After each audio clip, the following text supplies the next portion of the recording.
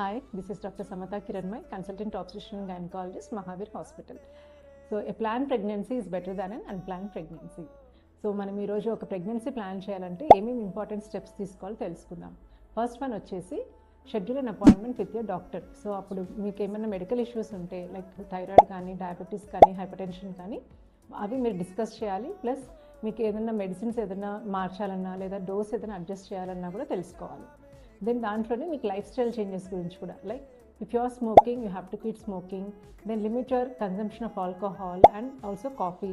Then you have to do exercise regularly, and if you are overweight then try to reduce your weight within a healthy BMI of 18.5 to 24.5.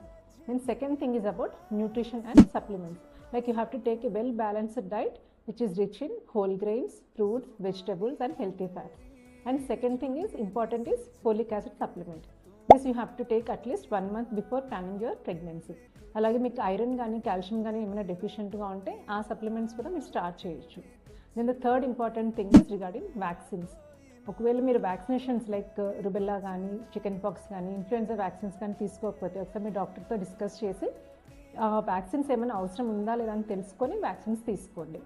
Then coming to the fourth point, that is genetic screening. Like మీ ఫ్యామిలీలో ఎవరికన్నా ఏదైనా అవకాశాలు ఉన్న babies కానీ, మీకు ఇంతకుముందు ఏమైనా అవకాశాలు ఉన్న బేబీస్ కానీ పుడితే సో జెనెటిక్ స్క్రీనింగ్ అనేది చాలా ఇంపార్టెంట్. సో ఈ అన్ని స్టెప్స్ తీసుకోవడం వల్ల ఒక హెల్తీ ప్రెగ్నెన్సీ అండ్ ఒక హెల్తీ బేబీని పొందడానికి మీ యొక్క డాక్టర్ని పర్సనల్గా కన్సల్ట్ అవ్వండి.